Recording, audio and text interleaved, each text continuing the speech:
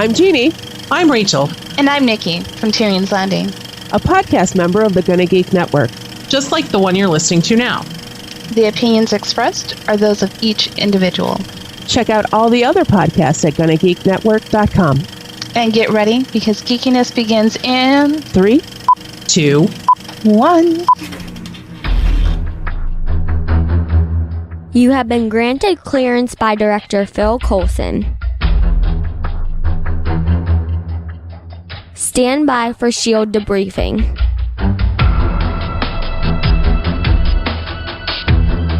All information to be discussed here is classified and may only be discussed among agents granted clearance by the S.H.I.E.L.D. Director. Now it's time for your scheduled debriefing. I'm Agent Stargate Pioneer. I'm Agent Haley. I'm Agent Lauren. And my name is Kara, and I don't work for you anymore. Welcome to Legends of S.H.I.E.L.D., a Marvel Comic Universe podcast. This is podcast number 70 on Agents of S.H.I.E.L.D. Season 2, Episode 18, The Frenemy of My Enemy. This podcast is recorded on Wednesday, April 22nd, 2015. Legends of S.H.I.E.L.D. is a fan-based podcast on the ABC television show, Marvel's Agents of S.H.I.E.L.D., Marvel's Agent Carter, Marvel's Daredevil on Netflix, and the general Marvel comic universe. Because the internet killed ice cream. If you'd like to talk to us about ice cream and the internet's murdering thereof, you can find all of our contact information on our website, legendsofshield.com. You can call and leave us a voicemail at 844-THE-BUS-1. That's 844-843-2871. You can find us on Facebook, Legends of S.H.I.E.L.D. Podcast, Twitter, @Legends of S.H.I.E.L.D., Tumblr, legendsofshield.tumblr.com, YouTube, Legends of S.H.I.E.L.D., and we also have forums available at forums.gonnageek.com, or you can search for GonnaGeek, all one word, on the Tapatalk app. Welcome again, and this time on Legends of S.H.I.E.L.D., we welcome special guest Stephen Jondrew. We talk about the Agents of S.H.I.E.L.D. episode, The Frenemy of My Enemy. We talk about the joint Michael Rooker-Sean Gunn comic panel at PlanetCon, and we talk about Planet Comic-Con, and we talk about the weekly Marvel news and your feedback. So first is first. Stephen, welcome to the podcast. The network owner finally decided to show his face in a Marvel podcast. Well, it's because you guys finally realized that I have no authority and you weren't afraid, as SP was so saying before on other podcasts. We were supposed to be afraid of you? SP Smash. Well, he told me that you guys were, and I think he was just trying to keep me away from here. It hurt my feelings, SP. Yes, you were Marvel blocked. No, but thank you for having me on tonight. I'm looking forward to this. We are so glad to have you on because we've wanted to have you on for quite some time. So, in the foretime, we're talking about the Agents of S.H.I.E.L.D. episode, Frenemy of My Enemy. I didn't know frenemy was a word, was it? You didn't? You've never heard the word frenemy? No. How have you never heard frenemy? Oh! You have teenage daughters, right? Yeah. Yeah, couple. I was going to say, because he's not a girl, but he does have daughters. You should know this word. You are so out of the loop. I stay as ask them about it. Far away from the cheerleading and dance as I can possibly get. The soccer and the softball and that sort of stuff's okay, but the girly stuff, yeah. Anyway, this episode was directed by Karen Gaviola. Did I get that right? Did I get it? It looks probably right. Gaviola, okay. Who has some cred. If you take a look at the IMDb list, I know Operator would be squeeing right now because she has done 4 episodes of The Blacklist, also a few episodes of Grimm, The Competition, NCIS, but an episode of Gotham, Criminal Minds. You take a look at it, it goes back quite a ways. She has quite an extensive IMDb role. Wow, all the way back to 1999. Right. Pretty good. And my favorite, CSI Miami, is on there. Can't get enough sunglasses with witty quips. You're about as far away on the continent as you can get from Miami. True. And it was also written by another alum, a co-executive producer of Agents of S.H.I.E.L.D., Monica Breen. And she wrote one of our favorite episodes this season, One of Us. Oh, wow. She's written some really good ones. Yeah, right? And it's an extensive list. Oh, she wrote a bunch of episodes of Fringe, too. Yeah. And Charmed. Right.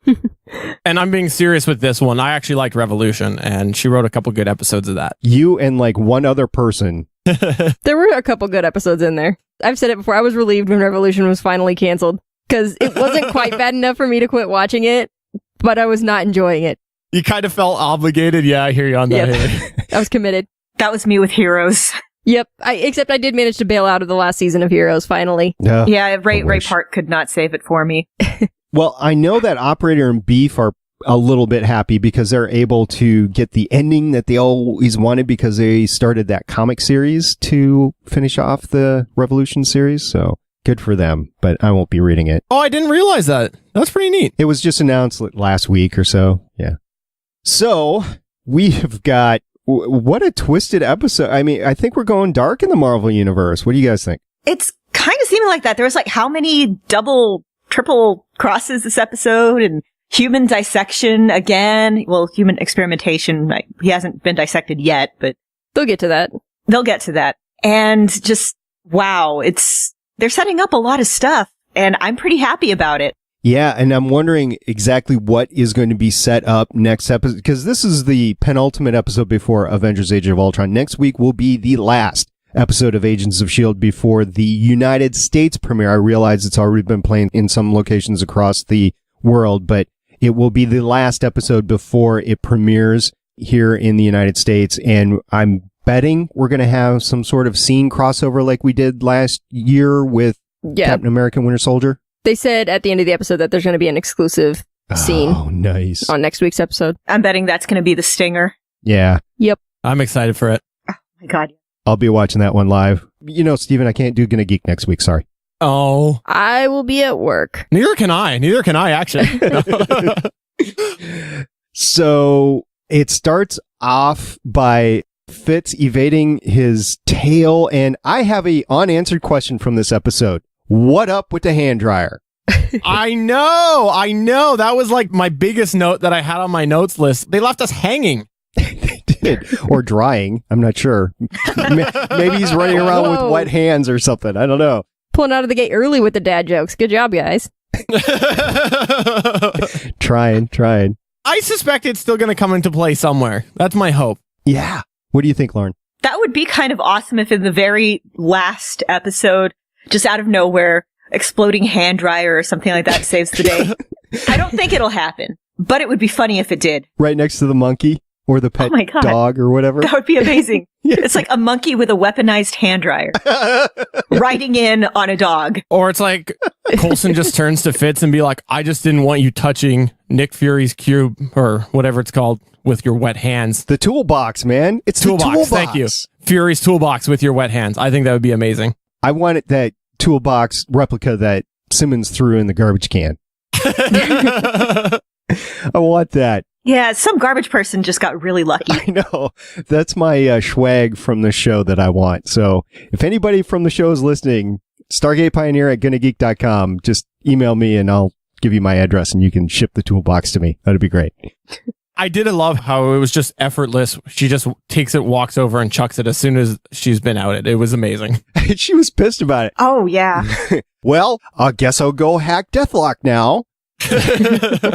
That's what I always do. Yeah, speaking of Simmons. Yeah. I felt so much for her. She's there thinking, okay, there's only two people I can trust right now, and that's Fitz and that's Melinda. And May, because she finds out that there is all this stuff that Coulson hasn't been telling her, so she's like, well, we'll try and figure all this out. So she goes and she tells Bobby, hey, this stuff's going on. And now Simmons is like, I don't know who to trust. I have to rely on myself. And she is so angry. Like that, I'll get right on it or whatever she says. That is like as polite an FU as you can manage. And that's, oh my God, right? Yeah. Well, I equate this to how, if anybody watches Arrow, when Oliver's secret was shared by Felicity, right? Where it was like, you know, that this is my secret to tell. And she chose to tell May. And then she went and blabbed her mouth to Bobby. That must have hurt. A little bit, yeah, just a little bit. And Simmons is being used quite a bit. It's not just in this episode that they've been working for the wrong S.H.I.E.L.D. or maybe the right S.H.I.E.L.D. or nobody knows what the right or wrong S.H.I.E.L.D. is. Who knows what Agent Adama is up to right now. I mean, they did mention the boat, the helicarrier or whatever, so I assume he's on that. But I have no idea what the other 4 or so members on the board are doing. I don't know if May's part of the board or not. I mean, she's interested in the truth. I don't think she's part of any S.H.I.E.L.D. at the moment, but... You know, I go back and forth on it. She's starting her own S.H.I.E.L.D. Yeah, it's her own S.H.I.E.L.D. I like that. With blackjack and hookers. Exactly. I honestly, though, I kind of go back and forth between the two because on the one hand, I keep going, she's got something up her sleeve, what she got. But then on the other hand, I go, from a fan perspective, it would be neat to finally see that Coulson-May relationship get broken up a little bit the way we saw Fitzsimmons happen. Oh. I kind of think she's playing both sides right now. Until she has more information, she's just going to play along and bide her time until she makes her decision. Yeah, I thought she was married up a lot more than she was with Coulson. I mentioned that on the podcast last week. I don't think that's the case anymore. I don't think she's acting. She is legitimately feels very used, just like Simmons probably feel used, and she's not interested in anything about any S.H.I.E.L.D. other than finding out what the truth is at the moment. And I think they're in a very dangerous situation because Coulson's going after Hydra now. And so they're in the middle of that. We've already got Deathlock and Lincoln, without his shirt allergy, being kidnapped by Bakshi, who do you think he broke the conditioning? I think he did. I've got a couple of possible thoughts. One is that they've got a protocol in place. You know, when one of our big people come in, we give them this thing that would get rid of any mind control. Could be. My other thought is they told him to behave like he would behave if he were really Bakshi. And Right. That's what he would do. That is what he would do. A third option, their little home done conditioning was actually not that good and Bakshi just played along to keep alive. I agree. That was where I was going with it too. I think that they think that they're better than they are. Yeah, I think either that or he's playing Bakshi too well. Fourth option, Ward is screwing them over. That is also an option. I think so. I think Coulson does not have any intention whatsoever to Tahiti Ward. He gave his word as the director of S.H.I.E.L.D. Yeah, when he said that, Yes. for the second time I was watching it with my husband, I turned to him and I'm like, so how much do you think that means right now exactly? And he just shrugged. This is one of the points that I jotted down there is I think that there is a few specific ways that whole scene was written so that he does not have to keep his promise. And I think that is a prime example of it. Another Futurama quote, we all know that technically correct is the best kind of correct. So, Well, Ward and Kara was sitting in the back seat of the car, front seat, whatever. They were sitting in the car. Making out. Yeah, with Bakshi in the trunk. K-I-S-S-I-N-G. With Bakshi. Yeah, I always make out with my girlfriend with a kidnapped guy in the trunk. Yeah. Well, you know. Well, I mean, look at the couple you're talking about. And don't knock it till you've tried it, SP. Don't knock it till you've tried it. Which, by the way, do any of y'all actually believe that Ward cares about Kara? No, not even a little bit. And I got an uneasy feeling about Kara. Kara, I'm so confused. Thanks for your opening, Stephen. And I'm so confused about her because last time we saw her, you saw some doubts in her mind about Ward, and I didn't see any doubts whatsoever. Well, she's had a lot more time with him. Yeah, I think he's using her as an asset, and I think she is just desperate for something to attach to at this point. Why wouldn't she go back and be attached to Coulson? She revolted against that. I don't know. I'm going to go out in left field here and say that she actually has fallen for his trap. I think that he's proven many, many times that he knows how to suck people in, and I think he's done that with her. I mean, have you seen his cheekbones? Absolutely.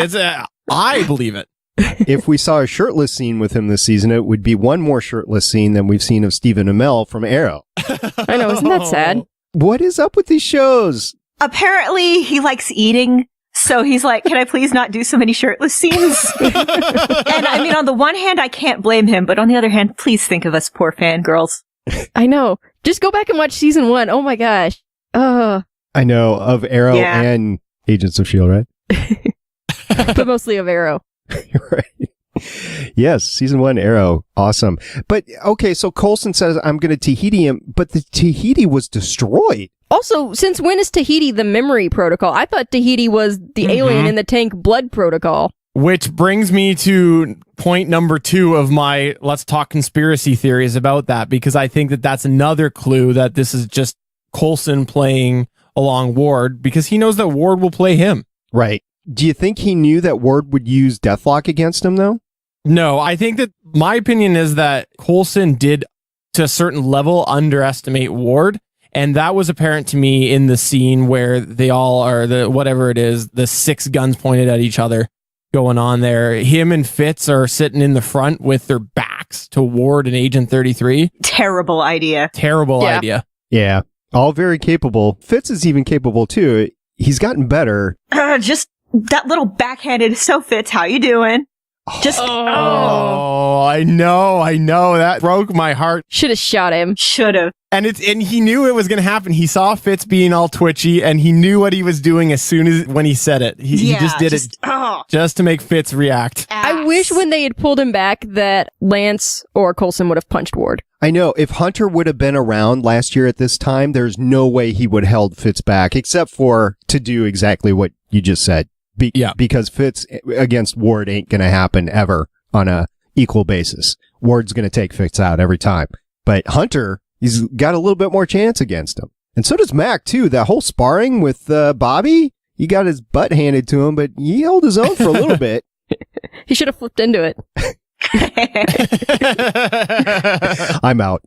That was funny. Yes, I finally have a good sparring partner, and she just continues to dismantle. Although he did get that good, what was it, a punch or a kick to her gut? It was a kick, and it hurt. It looked like it hurt. I had to. Yeah, I did. It was more like a knee, I guess, but... I took a Bobby to the knee. He's just the science guy, the mechanic, basically. He's not a field agent. No, but he could bench press a helicarrier. I know, but you wouldn't expect him to have advanced combat skills. Yeah, true. He's probably been learning. But just because Ward's like a pilot, apparently, doesn't mean that he can't drive an 83 Crown Vic or whatever he was driving. That was amazing. Right. Sorry, I had to mention it. What is he driving? Terrible. Well, he probably stole it. Yeah, you got to go nondescript. And Crown Vic, by the way, Justified. Anybody see our boy Koenig on Justified? Heard about it. Yeah. Don't watch Justified. Well, he was very proud of his Crown Vic. But you saw how Coulson and Hunter ended up stealing something half decent. Okay, it wasn't half decent, but it was better than what Ward was driving. You mean the big 4x4? Yeah. It was like a Jeep or something, wasn't it? That scene is still being talked about because is it really? Everybody's like, "Oh, what's with the license plate on the Jeep? It was on a used car lot." I'm like, "That was the guy's Jeep, his personal Jeep." And then we got a voicemail from Scott from Albany last week that said that he thought that for all the problems with the salesman, that he actually had pegged Coulson right to try to put him in that Trans Am. And I got a couple people at work that are still talking. I'm like, what? I mean, it was at the first 30 seconds of the episode. Let's move on. It's a good episode. Deathlock. And Sky's mom. That was the 2 reveals that episode, right? That was great. Awesome. Speaking of Deathlock, by the way, I loved Fitz in his little element as soon as he sees Deathlock. He starts to ask about the upgrades. He's like, oh, you got upgrades. It was awesome. Which, that was not answered, by the way. Coulson took him away from that a little bit. Yeah. I still think we're dealing with some possible Stark tech there. I like that. I forgot about the... Yeah. Maybe. Yeah. Maybe. That's good. Maybe a little Ant-Man tech. Maybe he'll get really small. I don't know. I still love the whole, he's a S.H.I.E.L.D. agent with rocket arms. Yeah, with rockets in his arms. Yeah. Yeah. He's a robot with rockets in it. No, he's a cyborg. Yeah, technically, first off, he's a cyborg. That's rude. And secondly, he's a S.H.I.E.L.D. agent with rockets in his arms. Is it just me, or if you're going to have something like Deathlock where you're able to communicate, don't you go and insert some form of earpiece into him so you don't have to type everything that you need to say? You would think he would have an earpiece. Because I think that might be one of the first upgrades that I would make. You know, rather than take 60 seconds with my pecking fingers here to type a message, I'll just talk to him. Maybe, but it was a good callback to season 1 of the exploding eye. Yeah. You could use text-to-speech. Okay. Yeah, it's true. Because that technology is clearly ready for prime time. What did they say about vultures? I mean, it doesn't make sense. Best day ever. Oh, Cal. Cal, just stop breaking our hearts. These last 2 episodes, I really like Cal, and I hated Cal, and I really like him now. I don't hate him. I know. I did. I've gone on the record as saying I like him. I did. I hated him, but now, he's just so exuberant. Sky sold it to me. Cal's not a puppy. There's your quote of the day. Oh. Cal's not a puppy. But then she kind of goes overboard with the metaphor. I know, but still. He's a pitbull. It was sad. It was. And then Evan went backpack. Okay, I'm going to backpedal a little bit. Evan went backpacking, and that was from last episode. Mm-hmm. And then Gordon is telling Jiang that, where's Evan? He's gone. And then we saw him before that, and he's dead. Yep. 37 hours of experimentation. Right, and Jiang said, I'm not worried about how or what, but how or something, or who. But who. And that look on her face, I mean, she suspects. Yes. Because, hey. Right. If anyone has reason to suspect this sort of thing. Right. And Gordon is an incredible asset, but apparently that makes him an incredible target with the quantum signature issue. That is not what quantum entanglement is. This is what I've heard from several people so far. Yeah, we have got a question on that in the tweets, too. Oh, yeah, I guess. But they seem to be going after Skye. I didn't get that as well, because in the Quinjet, as they're watching the conversation through Deathlock, they think, oh, are they talking about Skye? So did they just get that wrong? Do they not know about... They know about Gordon. They've seen Gordon, but they don't know, I think, that there is a larger... Well, they kind of suspect, I guess, that there's a larger community, but they don't know for sure. The only powered people that they know about for certain right now are Skye, whatever Raina's turned into, and Gordon. Which Jiang and Gordon were a little bit excited about her clairvoyancy. Yeah, because it's something they've never seen before. Nope. Big book of powers. And we found out that Gordon's their only teleporter. Yeah. Because he is Lockjaw. Yes, he is. I like that because that makes him even more unique. Which Haley brought up before. What if something happens with Gordon? You're stuck in Afterlife. You're not going anywhere, right? Yeah, they don't even know where they are. Right. They just start walking in a direction and hope it's towards something. They're boned. Could be. Yeah, well, my thoughts are they are somewhere on Earth. It's just in a isolated location. I just thought of something. They're on Lian Yu. Yeah, exactly. In the comics, crossing the street. It's a tie-in. There was an Inhumans community in the comics. They were in this dome, and Lockjaw was the only way in and out of it. So, okay. What if they're in a dome and they can't get out? And since we have established that Gordon is Lockjaw.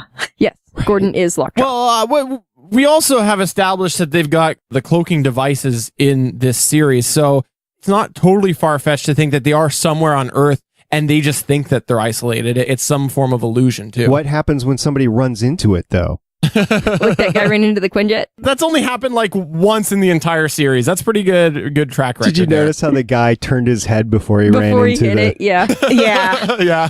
That was funny.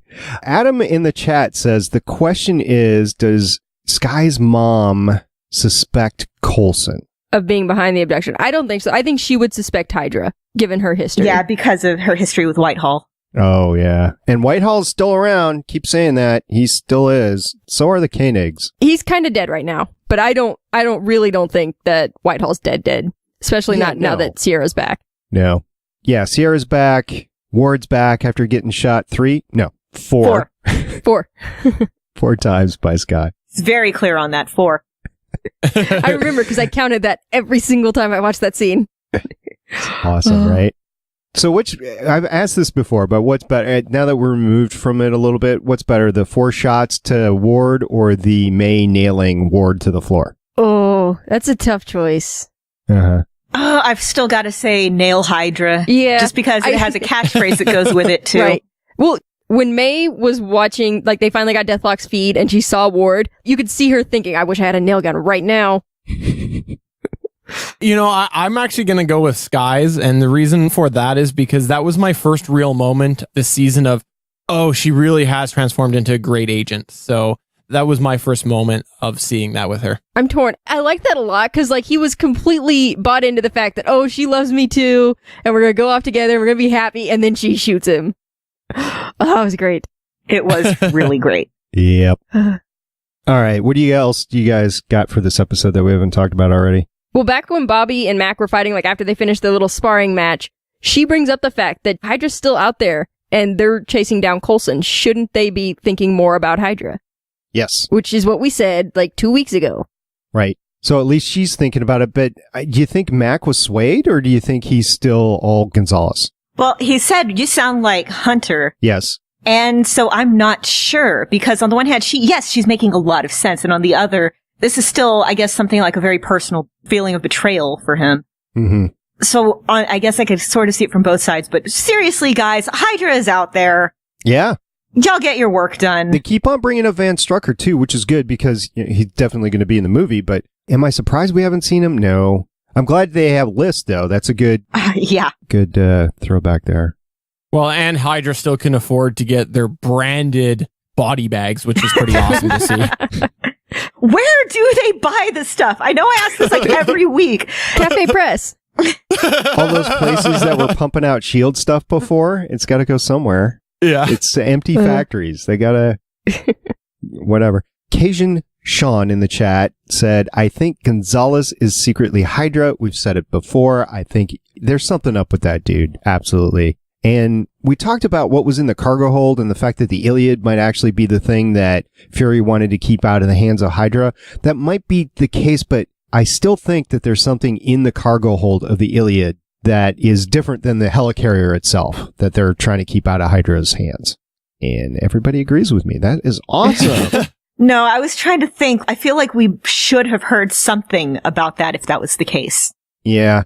I feel like everything in this last couple episodes, all of the Coulson conspiracy stuff with S.H.I.E.L.D. number 2 or whatever you want to call it, I feel like it's leading towards us finding out that Coulson's known that Fury's alive, and it's something to do with him as well. What if the hold is full of metahumans? Oh, that would be dangerous. Ooh. Wow, you got me there. But then you would want to sink them? That's harsh, dude. To prevent Hydra from getting them. I know, but that's still harsh. Well, we discussed You don't this see Fury making that decision? Yeah. We discussed this before with Adelan, that he would have taken that 2 or 3 million person casualty number. Yeah, I think he would have. Yeah. Okay, so Lincoln Deathlock fight, I wish we would have gotten more of that, but it was awesome what we did see. Okay, I maintain at some point they need to team up just so that Lincoln could pick up Deathlock and fly him around, and they could pull like a Death Blossom from freaking Last Starfighter, just have rockets going off in all directions. They'll figure it out when they get to the frontier. What's that? The frontier. Don't tell me you haven't seen that one either, Haley. No, what's that is what you say to that. Come on. She did. She pulled the quote. Jeez. Oh. Don't tell me you haven't seen that.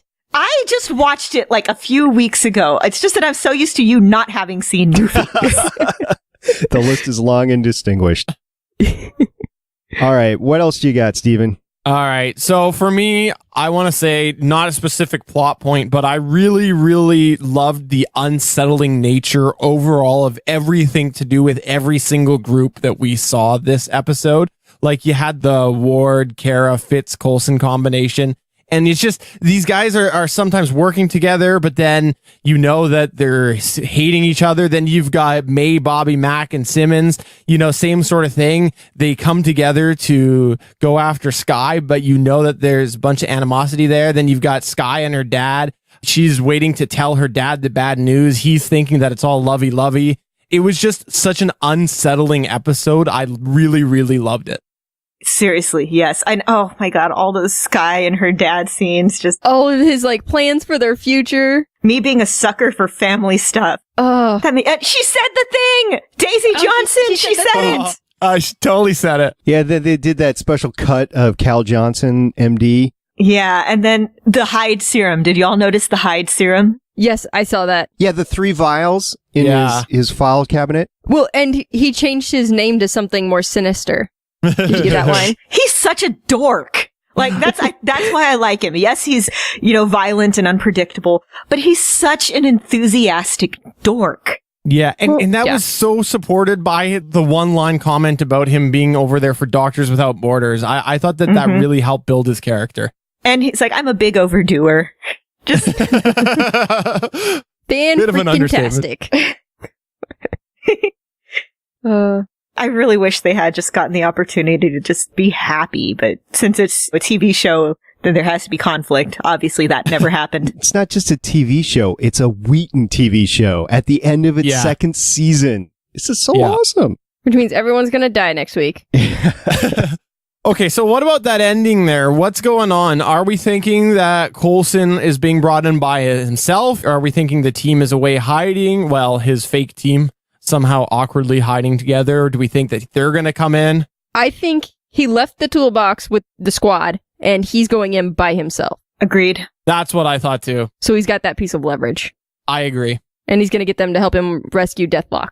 And I'm cheating a little bit here. And the way I'm cheating is because I watched the, next time on S.H.I.E.L.D. thing. And the fact that they're hyping it once again as he was their friend sort of episode about Ward, but the footage they show is from a prior episode. I think that that's supportive of the fact that Ward is off with Fitz 33 and Hunter. Yeah, probably. What are the odds that Fitz shoots Ward? Oh, not high enough. I want it to happen so bad. Yeah. Take me to your leader. That was awesome. Coulson's such a dork. You know he's wanted to say that forever. This is a show full of giant dorks, and I love it. Yep. Okay, how about how subtle it is that Hydra's shell corporation is called Echidna? Yeah, tell me about that. Echidna is a monster from Greek mythology. Yeah. Okay. Oh, I didn't know that. Yeah. It's like, that same thing again? Yeah, let's do that same thing again. Just no imagination, Hydra. No imagination. Echidnas are also, because I have to get in my obligatory penis reference, echidnas have four-headed penises. Really? And they look kind of horrifying. Yeah, it looks a bit like a weird, fleshy shower nozzle. So if you ever want to horrify people, Google echidna penis and show your friends. They look like an artichoke with a shower nozzle coming out their back end. What? So what you're saying is all members of Hydra have 4 penises? Is that what you're saying? Well, I'm saying that maybe the Hydra is their penis. Oh, okay. Okay, I gotcha. I'm still thinking of how that actually would work. All righty. I can show you a picture. Hold on, let me pull it up. Oh, dear Lord. The chat is saying we trust you, Lauren. No pictures. Oh, come on. They'll take your word for it. Yeah. No, here we go. I'm linking it in chat. Okay. Haley, do you have anything else before you get to the quotes? I've just got quotes. All right, go ahead. He's not a cyborg. He's a S.H.I.E.L.D. agent with rockets in his arms. Yes. It was funny how he played that up. He wanted to argue it, and he's, no, you're right. Rockets in the arms. I'm not sure the internet killed ice cream, but how about we get a 40 ounce of malt liquor instead? I'm kidding. Kind of. Sort of. Not really. Who would do really good right now? Can we do that, please? Okay. This guy who shot you 3 times? 4. Yeah, that's awesome. We're outmanned, outgunned, and our only backup is Fitz. F you, Ward. F you. Forever angry. And Marvel ran with that one too. I don't know if you saw that, but they were last night about 10 o'clock Pacific time posting that all over their Twitter. It was pretty funny. Yep. Their cleanup crew really sucks, doesn't it? Yeah, how can you just look at a bullet casing and say, oh, Hydra issue? Really? It's the one they issue. It's a caliber. Yeah, I guess. It's probably got a Hydra logo on it. They ordered them from Cafe Press. Yeah, seriously, they brand everything. I really got to get in on that Cafe Press stock. You got anything else, Haley? Well, take me to your leader, but we already said right. that. Take me to your leader. I got one here. Can I throw one in here? Yeah. It's actually a 2-person quote. You'd work with Bobby? No, not a chance. That was awesome. Right. It was. The one other thing that I want to talk about is Coulson tells Ward that he would throw him off the plane if he did something like that again at 20,000 feet. I actually don't think that was a throwaway line. I think we're actually going to see it. Now, Ward might actually have a parachute on him, but I think it's going to happen. I'd like to see it without the parachute, but okay. I don't know. I guess it'll really depend on what transpires here, because Coulson's going in. We're assuming that, that weird team is going to be off on their own. And I don't know, is Coulson going to get a chance to be back with Ward before Ward makes his escape? Because I suspect Ward will go off and do his thing like he does. Well, maybe, but spoilers, we did see Fitz and Coulson in the Quinjet, or in a Quinjet together, in the previews for next week. It was footage that we didn't see on this episode. Yes, but it was in the preview. I know. I'm saying that they're recycling footage that we didn't see. It was meant for this episode. It won't be a part of it. It's taunting us. It's teasing us. Okay, it's playing with us. It does have some backing because Ward flew off the plane to go get Simmons in the first season, and then he ejected Simmons and Fitz from 616 at the end of the first season. So there is it's got some background So True. I think they're going to carry that forward. And, I'm trying to think here because I feel like Coulson somehow, if he goes in with Fitz, there's got to be something going on in the background that S.H.I.E.L.D. doesn't know about. But I don't really know. I guess maybe through Deathlock, they didn't see Hunter. So Fitz and Coulson could go in together, which would kind of wrap up that exposure, so to speak, that S.H.I.E.L.D. has as far as they're concerned, because they don't know that Coulson met up with Hunter. And then maybe Hunter can do the bidding behind the scenes. They do know that Coulson met up with Hunter because of that whole second Quinjet at the cabin. Oh, they did know that too. You're right. Oh, well, there goes my whole theory. There you go. Way to tear that apart. All right. I forgot about that. All right, you guys got anything else for the episode? Nope. Here's hoping that Ward actually does get tossed out of the Quinjet next week. There you go. Yay. I want everyone to get a shot at shooting Ward. That would be wonderful. I do think it's Fitz's turn next, though. Yes. Yeah. And remember, Milwaukee, the place where beep hits the fan. I wanted to mention that. I'm glad you brought that up because Milwaukee is actually where Beef lives. So I'm wondering if Beef actually met up with Cal or Sky or whatever. So Beef, if you're listening, give us a shout out. Stop causing trouble. I think we would have heard if he met up with Sky. Pretty sure he would have told us about that. Yeah, that wouldn't have been quiet. You're right. Sky or Chloe? I guess it doesn't matter. Either right? one. Yeah. Okay, next week we have a great episode title, The Dirty Half Dozen. I'm a big Dirty Dozen fan, as most guys who like World War II movies, so that's going to be great. And we'll just see how it goes into the Age of Ultron. It's going to be so good. It's here. It's happening. I got my ticket. Oh, you do? I hadn't got my ticket. Well, we'll talk about that a little bit later. So for now, though, we have segment 3, phase 3, whatever you want to call it. We have our third convention interview coming up. So take us to it.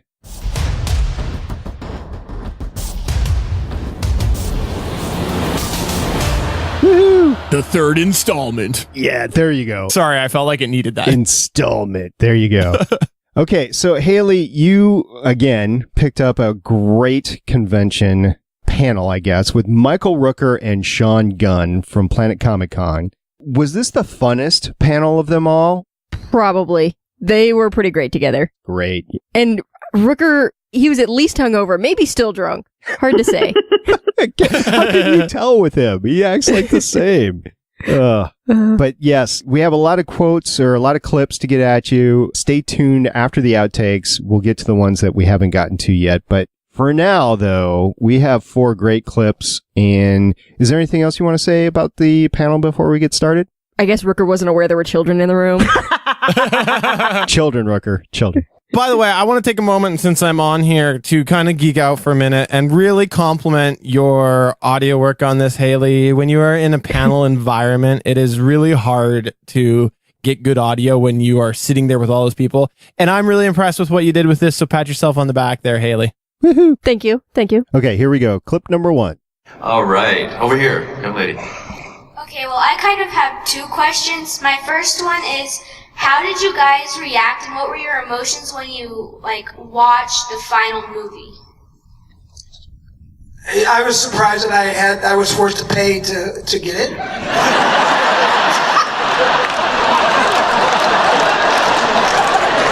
They didn't even give me popcorn. I had to pay another $27 for the popcorn. That's true. Popcorn's worth 2 cents. Okay, it's a big thing. You pay what? $15? Anyway, what was your question? Never mind. Just sit there and Go ahead, answer look my question. pretty. Just sit there and look pretty. It was really wild for me, mostly because of Rocket. And I had a sense for a lot of what the movie was going to look like. I'd seen some dailies and stuff like that, and so I had a sense for some of it. But to see the whole piece was really was really excellent, and then to see Rocket come to life because there were so many different people who were involved in making Rocket, feel like a a real character, to become a real character. As well as Groot. When we're there on set actually working, there's a guy that's pretty fairly average size, maybe 5'11"-ish. Yeah. But you can't look at his face. You got to look at the Groot face that is on his head and shoulders. That's like about this. He's wearing a Groot helmet over his real Groot goes face up, is up and then here. it's got a big Groot face on the top. Anyway, so that's how we did Groot, and it was tough. It was a little bit. Yeah, that was my favorite thing, was seeing the characters, the Groot and Rocket. Yeah. Thank you. So, a couple things. First of all, I want to know where you can get a $15 popcorn at a movie, because that's cheap. You know how you do it? I do it all the time. I order those packs from Costco, and then it works out to be about that. Okay. I play the system. Wait a minute. Do you take it into the theater with you? No. I mean, you get the package deals where it's like movie ticket and popcorn for like $15. I was like, do you just eat the raw kernels? Like, what do you... I do. Yes, to me, I just get the pack of raw kernels. Heat it up on your phone? Yeah. See, I was picturing him with this triple E bra, and he's got this popcorn stuffed in it. Like I said, my name is Kara, okay? Yeah, right. I had a friend of mine who back in middle school, I guess it was, who tried to sneak. Remember back in about 1998 when those 1997-98 when those huge baggy pants were in? He tried to sneak in a bag of chips by tying it to his leg. He's like, I'll get in because the pants will cover it. Well, the piece of shoelace he tied it to his leg with untied. So he's like hobbling in, crunching as he walked. The funny thing is, though, that really, that's how it used to be. It's not like they really care anyways. Yeah, maybe I think they used to. Like the kid in high school making $7 an hour standing at the gate taking your ticket really cares if you're sneaking in chips. Please. Exactly. They used to care. Now they just be like, just give me something. Like, I don't care. Whatever. Yeah, this is why I have my giant bag that you just throw some feminine products on top if you're worried about people finding it out, and, You spoke about this on the podcast before. I have actually considered using that, but it's seriously, go for it. It works. They will especially not search you any closer if they find feminine products in your bag. What the heck, man? They'll just be like, take it. I don't want to know. Just go. What is wrong with you? All right. Dude, you got teenage daughters. It's all good. Yeah, I'd have to. Yeah, I guess. But I'd have to take them with me. You had that in your purse? What? It's a heavy month. And then also another thing, I forgot to mention it before, so did Haley, that this panel was hosted by Garrett Wang, who played Harry Kim on Star Trek Voyager. So tell me about that, Haley. That's awesome. He ended up moderating a lot of the panels, because I guess he was just like, I'll do it. He's pretty cool. I don't know a lot about Star Trek, but... So what, you want to talk about Star Trek for 60 minutes here? I can do it. It's on the list. It's on the list. Yeah, that's right. Where are you on your Star Trek watch? Are you in the original series or the Next Generation? No, I'm into Next Gen. I'm like, I don't know, 3 seasons in, something like that. It's been a while. Oh. Have you seen Best of Both Worlds yet? No. Oh. I've seen that. Yeah, you get that reference. Yeah. That's great. But then, okay, to get back to Sean Gunn and Michael Rooker here, Sean mentions that the best part was actually seeing Rocket on the screen. And for somebody that is just playing a part of set piece, like you are where Rocket is in the set so the actors know where you are, that must have been awesome. Yeah, for sure.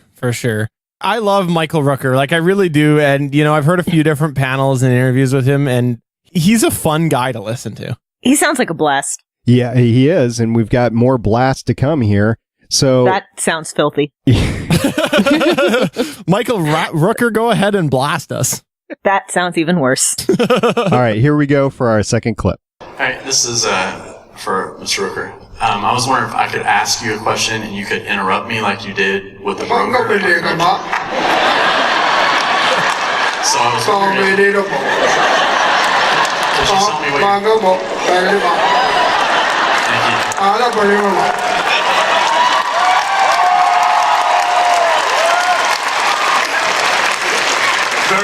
Very nice. Dying over here. God, I love him. He is awesome. He's just amazing.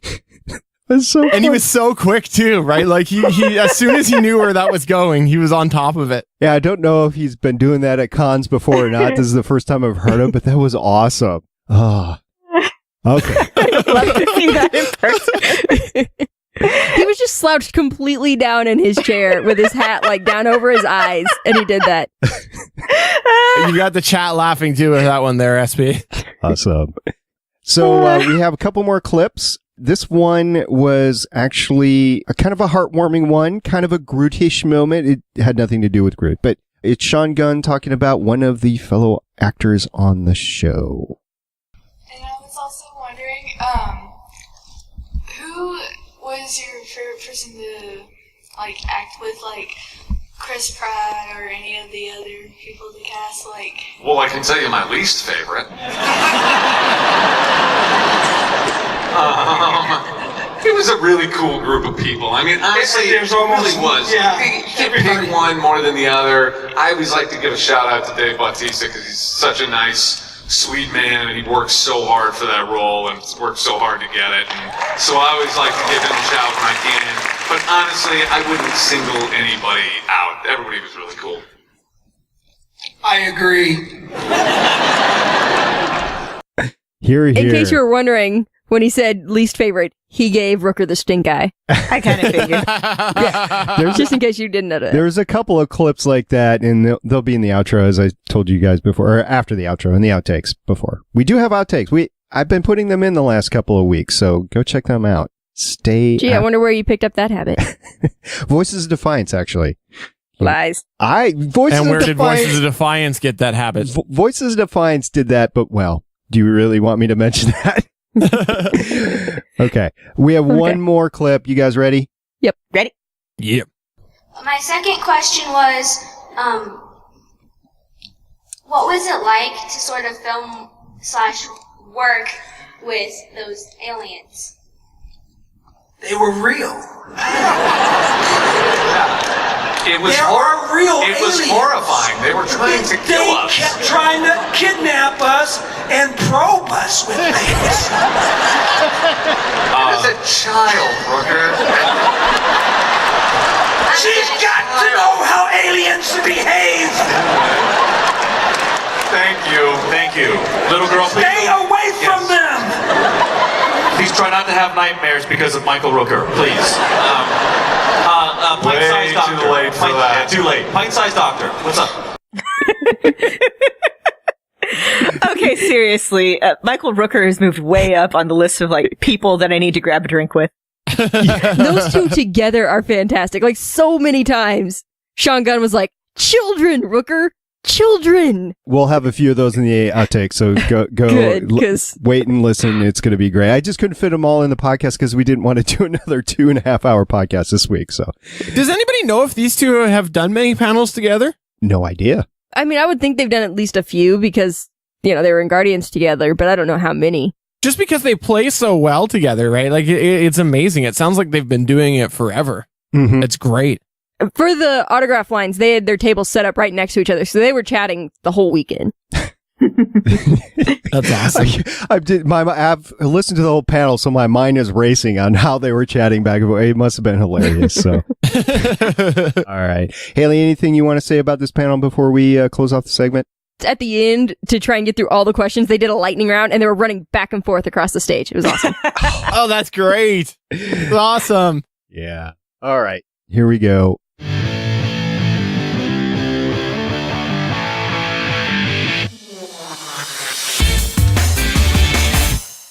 Woohoo! We got ourselves some news this week. Yay!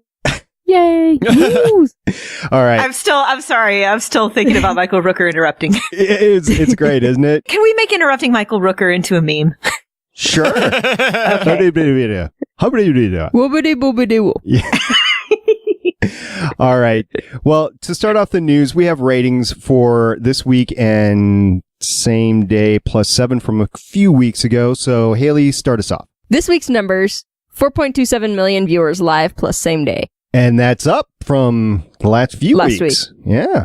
Yeah, well, except for last week, that's right around where it had been since it came back this season, pretty much. It is. But We don't have the Live Plus 7-day ratings this week, but from 3 weeks ago, episode 37, One Door Closes, it only got 62% of a bump on Same Day Plus 7, which instead of being first or second like it had been, and the week before it slipped to third, it is now fourth.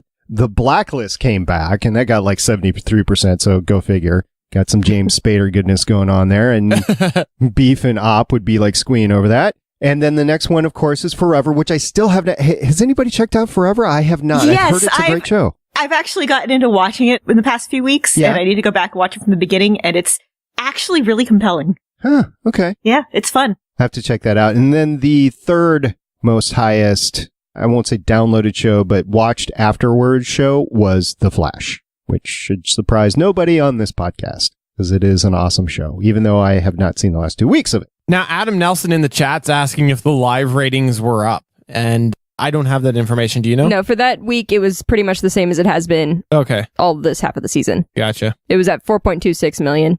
Right, for that particular week, yeah. Yeah, so it wasn't a big drop that week, if that's what you're wondering, Adam. Okay, so we have a highlight story of the week, which I have not seen yet. Who put this in there? Deborah Ann Wool, DMing D&D? What do we got there? Okay, I was listening to the Women of Marvel podcast, which is fantastic, and it's usually short, so everyone should listen to it.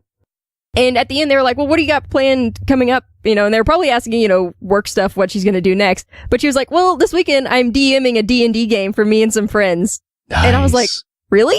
That's kind of awesome. It's kind Deborah of. Ann Wool. Yeah, Deborah Ann Wool from Daredevil, for those of you that don't know. She is playing Karen Page. So not only is she playing D&D, but she's DM. That's a whole nother level of geek nerdom, whatever you want to call it. Because you actually have to prep for that, and you have to run things. And read books and draw out maps. It's like you're producing a podcast or something. It's another level. It's just, oh, wow. My respect to her just went up way, way, way up. And, I don't want to spoil anything in that series. If you have not watched Daredevil, go watch it. So awesome. We will be talking about it. Do it now. Watch it before we do it. We'll be talking about it May 27th. Will be the first episode. We'll take it episode by episode this summer. So the hot, steamy summer. I'm on a time crunch here so that I can, come back and guest again in another 2 years. To watch Daredevil? Exactly. Okay. Yeah, right. Okay. So talking about news for the week, Stephen, you actually have some S.H.I.E.L.D. Avengers news, right? I do. Now, this news piece that I picked up did come out the day before yesterday, so the day before this episode hit, and apparently there is indeed a bunch of things in S.H.I.E.L.D. confirmed to be moving in to Avengers Age of Ultron. Now, it references different Easter eggs in the episodes and direct plot points, both going into Age of Ultron. So my guess, based off of why I prefaced this article, was because I think the Easter egg side of thing probably came in yesterday, and then the direct plot points will be next week. That's my guess. I think the Easter eggs have been going in for the past half season. I think they've been building up to it. We just don't know what they are yet. I think maybe a couple elements, but I think just for secrecy reasons, they probably wouldn't give it to the Agents of S.H.I.E.L.D. creative staff. Well, the creative staff is one thing. The actors are another. They wouldn't tell the actors, but they would probably have told the writers. And they definitely wouldn't tell Edward James Olmos. Hey, I'm just saying, since he blabbed, we haven't seen him on the show, so I wonder what happened to him. Yeah, who knows? He could still be in the conference room on the carrier, locked in. Just sitting there. Chilling. On the floor with his leg. Yeah. Mm-hmm. Probably. All right. Well, we got some exciting news this past week, Haley, and it's about a potential spin-off series, which we don't have any firm things, but we do have some rumors, right? Yeah. So we've been saying for a while, DC's got stuff all over television, and Marvel's got its one little TV show, and now it's starting to get some Netflix stuff. Guess that's going to change pretty soon, because they have potentially 2 spin-off series coming next year. Or next TV year. The first one is going to be produced by John Ridley, written and produced. We don't know for sure what it's going to be about, but speculation is that it might be about Kamala Khan, Miss Marvel. Yes! Nice. And then the other series that we finally know what it's going to be about, this is the one we've been talking about for a while, is the Agents of S.H.I.E.L.D. spinoff that's going to have Adrian Palicki and Nick Blood running in it. Nice. So Mockingbird and Lance Hunter. Okay. That's awesome. So you think Hawkeye will come on board on that one? Who knows these things? Hard to say. With his maybe 10 arrow quiver next time? You know, it would be interesting to see, to go and take the ratings across the board for the ABC shows in this sort of time slot, just in the different weeks, and see how S.H.I.E.L.D. stacks up to those, because I'm wondering where they're going to exactly put the spinoffs. I would assume it would be ABC, but then from a programming perspective, I know it's all Disney, but somebody who's behind the ABC programming get uppity if it's not meeting the levels of some of their other shows. Well, it's definitely going to be on ABC. There is some speculation that it might be like a summer bridge show or a mid-season bridge show and not run concurrently with Agents of S.H.I.E.L.D. Because Which one? ABC, the new spinoff, the one with Mockingbird and Hunter. Okay. Because ABC for a while had Once Upon a Time and Once Upon a Time in Wonderland running concurrently. Yes. And Once Upon a Time in Wonderland underperformed for them. And it was originally intended to be a bridge show for the mid-season. Oh, I was going to ask, were they back-to-back? Because I think some of these series, the fantasy series or whatever, have been back-to-back like on a Thursday or Friday night or something like that? No, I think like one of them was on Sunday and the other was on Thursday, something like that. Yeah, Once Upon a Time was on Thursday, and Once Upon a Time in Wonderland was on Thursday. Yeah. Once Upon a Time was on Sunday. No, okay. Yep. Well, this is all exciting stuff. Can't wait till it happens. I am wondering how much the universe is going to change after Age of Ultron, but we don't have that much longer to wait, so we'll see what happens. All I want is one of these series to be on in sort of the quote-unquote summer area so that I don't have to watch Under the Dome. Just give me the Kamala Khan series. I've been rereading the Miss Marvel trades, and, okay, first of all, reasons you should read it. It's funny. The art is fantastic. The writing is great. And one of the bad guys is a reincarnated clone cockatiel hybrid named Thomas Edison. Okay. Yeah, just seriously check it out. It's fantastic. Wow, there was a lot of actual scientists crossover in Sanctuary, the sci-fi show with... Yeah, but this one's a cockatiel person. It's amazing. Yes, ma'am. It's amazing. I agree. Just like Michael Rooker. I agree. Okay, so we had some fantastic stuff going on. Stephen, you mentioned summer shows, Under the Dome. Don't watch that. Watch Last Ship instead. You get to see Sitwell. It's awesome. Okay, so... Sitwell! Yeah, there you go. He's alive in Last Ship. He's totally alive. He's coming back. Well, he survived a plague so far, so that's good. Okay, so on Netflix, we have some news about Daredevil and the Defenders, Lauren.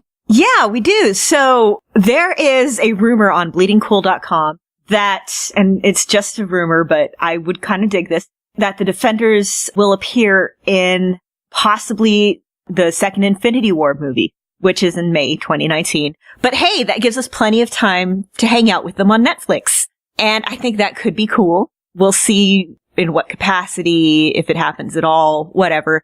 But until then, we will have our TV buddies on Netflix. And speaking of TV buddies on Netflix, it was announced yesterday, I believe, that Daredevil is getting a season 2. Woohoo! Yay! And duh. Okay, a little bit of disappointing news. Stephen DeKnight will not be the showrunner, but it's because Doug Petrie, who has also previously worked with him, has worked on things like Buffy and stuff like that. Oh, An American Horror Story. And Marco Ramirez, who's worked on Sons of Anarchy, and who did work with him pretty closely. Remember we mentioned, oh, hey, Doug Petrie directed, or maybe I didn't mention it to you, maybe I mentioned it to Scott, directed like an episode or two. But they worked with him on Daredevil already, so they have a feel for it, and they're going to be the showrunners in season 2, so we'll see how that goes. We'll see what they end up doing, when it airs, when they start filming, all of that stuff.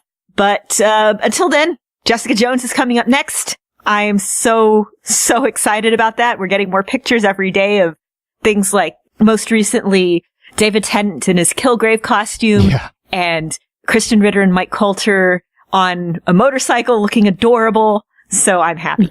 Woohoo! Lauren's happy. We're all happy. Yes. You know, just to quickly comment on your showrunner change Daredevil comment there.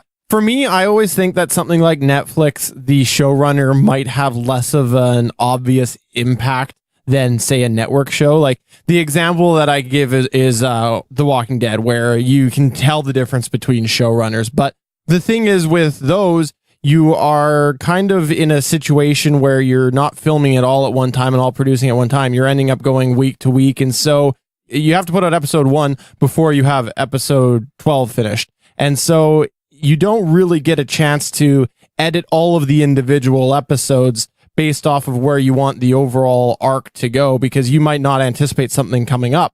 With Daredevil, if the showrunner comes in, changes things so drastically that they go, whoa, this doesn't feel like season 1, then there's a chance to go and re-edit, recut, reshoot if necessary in order to make sure that it does deliver to the fans. So I think that it's good. I don't think that there's anything to be worried about, though. Good to know. I know I'm not worried about Doctor Who changing showrunners. I'm not. The show, it's amazing. I know. I didn't know if that was a joke, if you were trying to get someone's goat or what. I was trying to figure out how that was a segue, and I was like, it wasn't. I'm legitimately. I was trying to figure out if that was like some sort of backhanded thing or. No. Okay. So the major shows that I keep in touch with that have had major shifts in showrunners: Doctor Who, Walking Dead, and I actually don't know what else. I know there have been some, but I don't know what they are off the top of my head. So, all right. Well, away from that horrible comment, I guess, to more Avengers news. And Stephen and I are dads. We talked about it before. If we haven't, then we're talking about it now. We're dads and we have kids. And of course, there's high five. Yeah, woohoo. And of course, there's toys in the house, right? Yes, there is. So what do you think is going on with Avengers toys? Well, here's the deal with Avengers toys. Apparently, they are not learning their lesson. We have heard of, I'm just going to say, a bit of a sexist mindset in regards to merchandise and other things like that. And this seems to be continuing with Age of Ultron. That's right. The merchandise was indeed announced by Marvel and Disney, and all of the official merchandise, Black Widow is virtually non-existent. Essentially, she is on a tote bag, a mouse pad, a mug, and of course, one shirt. And footnote on the mug, it is not the team mug. So that bugs me a lot, because if you haven't listened to me on any other podcast, I have been a pretty big advocate that I feel that Black Widow finally got the respect that she deserved in Winter Soldier. I think that she finally got to hold her own. She was there for not just maybe a eye candy purpose. I think that she ended up really her character was really well used in that. And to see them go undo it on the merchandise side of things really, really pisses me off. It's not the first time Disney's done this either. They did the same thing with Star Wars, not putting any of the female characters in any of the toys or other merchandising. And they did the same thing with Guardians of the Galaxy. Gamora was nowhere to be seen. They've done this with Black Widow before as well. It's just frustrating. Yeah. I've read responses from people who work at marketing companies, and their response is always something like, well, it's because if we do that, you're only, like, women only buy or girls only buy, like, 1 out of every 10 toys or something like that. Well, first of all, it's the parents buying it. And second of all, hi, I'm a woman with disposable income. I'm looking at a desk full of stuff. Right. And so right now you have to go to niche spots or people who are homemaking things if you want any sort of female comic character merchandise. So I was thinking about that specific comment, and I was thinking, if I'm Disney and if I want to steer away from any PR nightmare, I would actually direct these toy companies, which are not Disney owned, or at least not that I know of Disney owned. They're actually separate entities that have licensed the ability to make the toys. I would direct them to even make a limited run of those just in order to get the license, because they're just setting themselves up for bad PR. I don't understand it. Okay, I'm just going to say it. I have a couple of Captain America shirts, but if I was going to go actually buy merchandise just for a little fun desk thing or something like that, would I take Captain America or would I take Black Widow? Absolutely.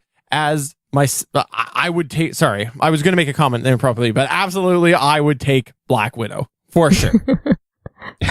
I think, yeah, inappropriate comment here too. But yeah, I absolutely would. Well, I'm a big Captain America fan. I have a Captain America jersey. I don't know if I would buy a Black Widow jersey. It's just because they're like $100. And I don't know if, given the choice between Captain America and Black Widow, if I'd choose that or not. But if it was like 2 Pop Funko figures, screw it. I'd buy them both. I'm 40 some years old. I've got money. I'll buy them. I just think that somebody's going to have to break here at some point in time because it's just not, everybody's talking about it, but nobody's doing anything about it. Right. And it's especially noticeable with the team stuff. Like, there's no reason to not have her on the team mug. I've got a Guardians of the Galaxy watch, and Gamora's not on it. And there's no reason for her to not be on it. It's just, yeah, I've got a Haley Smash. I've got a Marvel mug, and it's got no female superheroes at all on it. It's got Spider-Man, Iron Man, Wolverine, Captain America, Hulk, Thor. Yeah, it's like, whatever. Well, and I think, too, the toy companies need to realize that in the geek world now, it's not just kids buying these toys. Maybe it used to be 20 years ago where that was your primary market. However, now that's not the case. And you need to know that there are grown adults, women and men, who are buying these toys. And I, like I said, would prefer to have Black Widow for a couple of reasons. All right. We have a bunch of Avengers clips in the show notes. We're not going to go over them, but go ahead, check the show notes out, and you will see clips till your heart's content. Not as many as last week, because I don't know what the heck happened last week, but I know what happened this week is that Star Wars Celebration came around and saved us from Marvel's PR juggernaut, because Disney must have deconflicted the two, which is great, because we got a great Star Wars trailer, which, by the way, if you want to see a bunch of Star Wars news, I will put them in the show notes. We won't talk about them here, but a lot of good stuff came out of Star Wars Celebration. So again, check out the show notes for both of those. In the meantime, I saw this story and I read a little bit about it, Lauren, but I guess RDJ had a little bit of fun in Britain on an interview. Yeah, not sure how much fun I would call it. So this was in the news a little bit earlier today. It's no secret that Robert Downey Jr. has had a bit of a past that makes him, kind of the perfect target. Tony Stark. Yeah. Fair enough. So he is not normally shy about being upfront about that. There was an interview that I'm thinking of in particular with regards to Iron Man 3 where he's talking about Gwyneth Paltrow, and in reference to himself, he says, they don't teach French in prison. And so he's pretty candid about it. But there's this one person who was interviewing him today from Just Jared, and this guy is apparently notorious for, not knowing how to do an interview? Well, no, being a complete and utter dick in interviews. So about 3.5 minutes into the interview, he pulls out a quote that Robert Downey Jr. made about 7-8 years ago and starts kind of badgering him on it.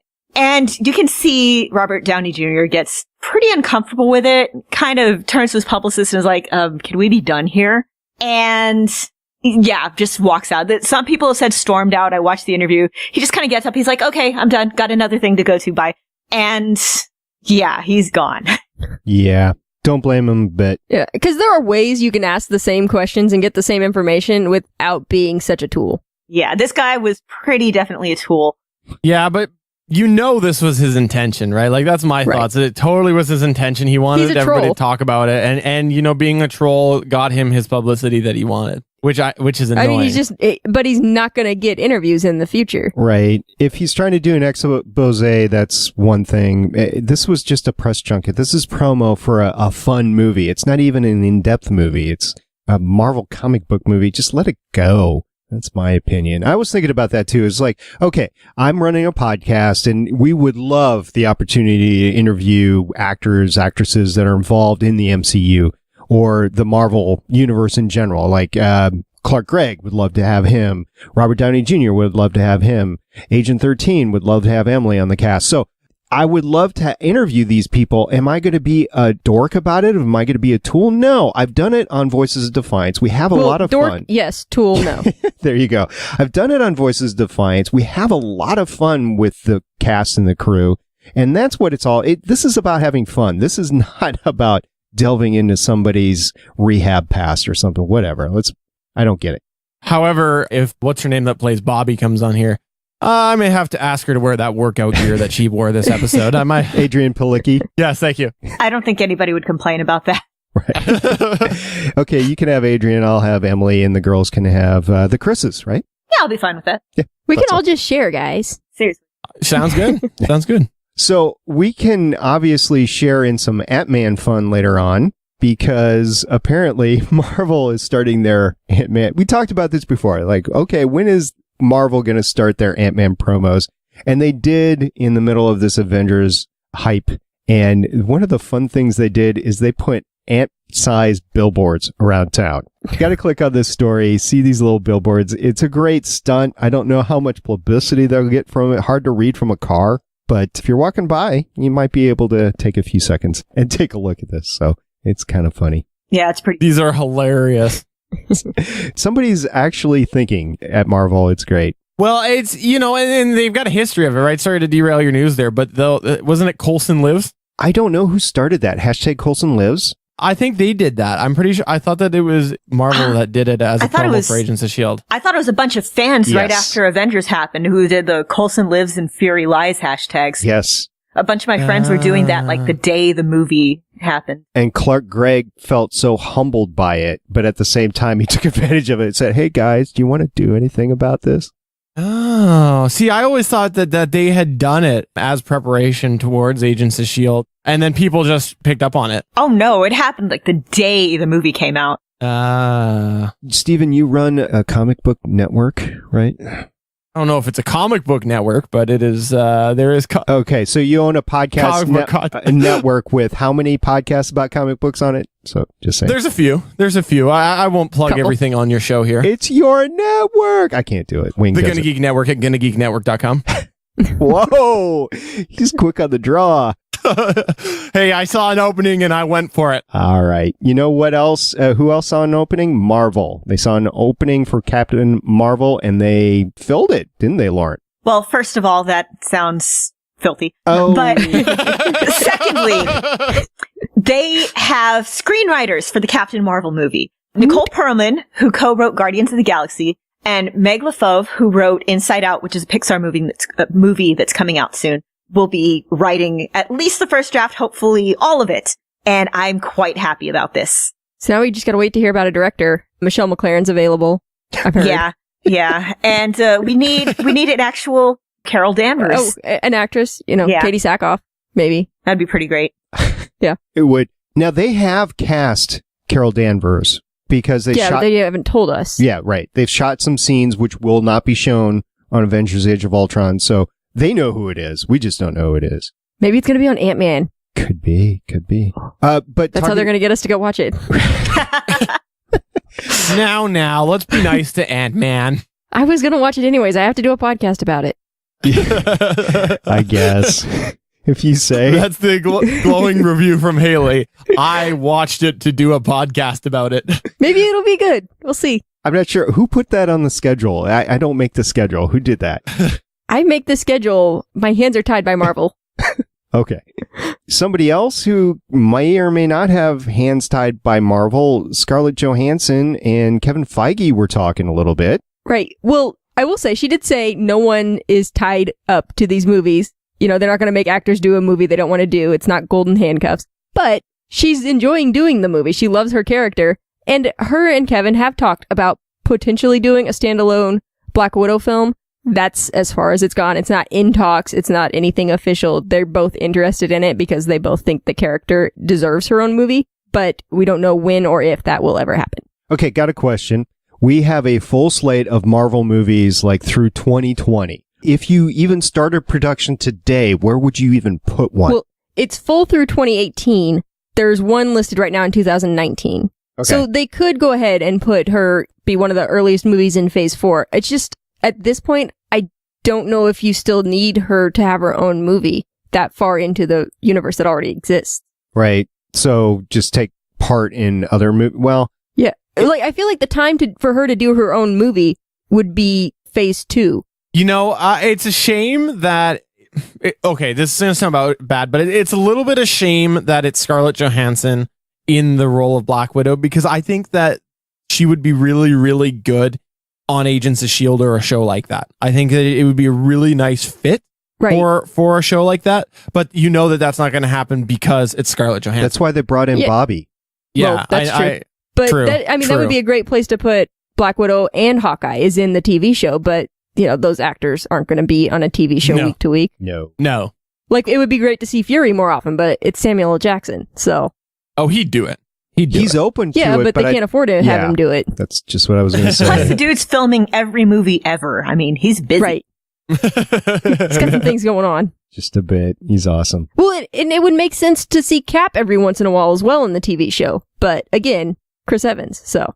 Wait, here's how you work it in with Samuel L. Jackson. Wow, I can't speak. You end up doing snakes on a helicarrier. There you go. That's how you do it. Well, Hydra is kind of snakes, right? I did like so the Hulk. Technically, that was Cap 2. Yeah, that's true. Yep. I did like the Hulk reference in today's episode. That was fun. Richard Leviton said we should move Spider-Man. I agree. Yeah, I'm fine Get off with the schedule. Just replace Spider-Man or move Spider-Man? Spider-Man doesn't need his own movie again. We've seen a Spider-Man movie. Like, I mean, I know why, because Sony wants to make a bucket of money too. Right. They're not okay with just Marvel making a bucket of money, but we've seen it. Mm-hmm.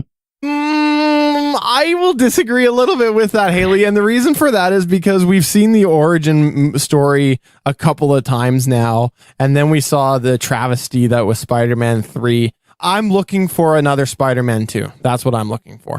We've had 5 Spider-Man movies. There's so many cartoons and TV shows and things like that where we've seen Spider-Man's character. I would like seeing him in the Marvel Universe. I'd love that because we haven't seen him interact with these other characters before. But I don't need to see another Spider-Man movie. I would rather see a new character that we haven't seen 5 other times. I love Spider-Man, but I've got to agree. I kind of mostly have Spider-Man in the comics when he's playing off of other people. And I kind of feel the same about the movies. I feel like the more that I've seen Spider-Man solo films. Like, I wish Sony would just be like, you know what? We're not going to invest any more money into the movies. We'll let you lease back your character. Just cut us a check every time you put him in a movie. Well, I think that's where it'll be interesting to see how this pans out, because I do think it'll be a little bit different of a feel than we've seen in any of the past 5 Spider-Man movies. I think now that we've got Disney with their hand in the pot there, I think it's going to be a little bit different. We'll see. We'll see. Disagree? No. No, I was just thinking, I haven't seen Spider-Man 3. But aside from that... Count yourself. We have to do an episode on... We need to do a drunk episode on it. Oh, that'd be cool. Drunk commentary? Except for I ended up in the ER. Except for you can't drink. Blah, blah, blah. Oh, well. Okay, how about Haley and I get drunk and you laugh at us? You have to run the train. Haha. And you will be really in touch with your emo side there. You will. All right, fair enough. Okay, so we have one last news story that we're going to talk about today, and it was awesome. Matter of fact, I was considering acting on this story for my daughter, and Lauren, I want you to tell me all about it. Okay, so you remember just a little while ago when we said that there's no good female Marvel swag out there? Yeah. Well, this is where sites like Her Universe come in handy. Her Universe, as I've mentioned on several previous podcasts, is run by Ashley Eckstein, who's the voice of Ahsoka Tano on Star Wars Clone Wars. And she noticed back when she was first starting to do conventions that female fans would come up to her and she would see no stuff for female fans. So she got together with Dan Marsden. He used to be the president of the Star Wars fan club, and some other marketing groups, got some licenses.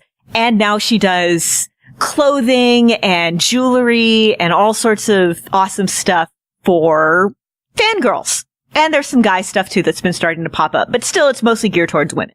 And I've bought a lot of stuff from them. I love them. I can wholeheartedly promote them with good conscience. Well, their latest thing is that Her Universe has teamed up with Hot Topic to do an Avengers fashion collection. This is a bit different, a bit kind of, I guess, it looks a bit nicer than their usual kind of casual look.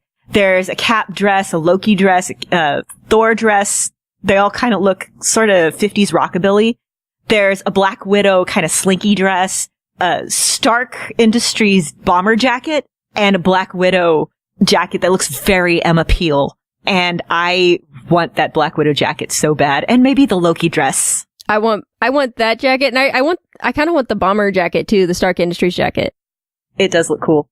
See, I was thinking about this, and I could take my geeky jerseys, and the women in my life could take these dresses, and we could all go out to the Avengers premiere. I think it'd be awesome. It would be. Yeah.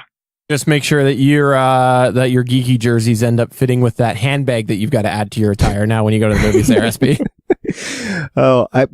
Okay. So what Avenger needs a handbag? I guess it would Tony be Stark. He has the most stuff to carry around. Well, I was thinking of the quiver. I was thinking of Hawkeye's okay, quiver. good point. Or Thor. See, if you could make oh my gosh, I need to make this. If you could make a hammer handbag, yeah. I'm doing this. I'm going to do this. I am so going to do this. That's awesome. Mjolnir handbag. You should do that. Go for it. I will. I saw this picture that it's like this internet meme, and it's a picture of Thor's hammer on the lid of a toilet with Spider-Man sitting there acting like he Yes, it was hilarious. Thor's a jerk. I love that. Yeah, that's right. Totally. I love that. Okay, and just a reminder, I do have a bunch of Star Wars news stories in the show notes, so go ahead, check those out if you so choose. Since we are part of the GonnaGeek Network, just want to tell everybody to check out Unqualified Gamers, episode 101, Final Fantasy Record Keeping and Square Enix Remakes. As John gives an update on his progress playing through every Final Fantasy game, which I actually have played through the first 3 on my phone, John explains how he horribly broke Final Fantasy IV and why the iPad version of Final Fantasy VI is garbage, which I believe they say in the podcast is every version of Final Fantasy VI is garbage. Plus, learn everything you could ever want to know about Final Fantasy record keeping, Cody's newest mobile gaming addiction. Wait. Did you just say Final Fantasy VI is garbage? They did on their podcast. Oh, them's fighting words. Okay, they Oh, mean, you they better mean, go. They mean 4/6, right? The one with Terra and Sabin and all them? I don't know. I've only not played sure. through 3 and I've got 4 on my phone. I haven't played through it yet, so I'm sorry. Okay, because if that's the one they're talking about, there's fighting words. Well, you should go over and post on the comment on episode 107 about that there, Laura. Maybe I will. All right.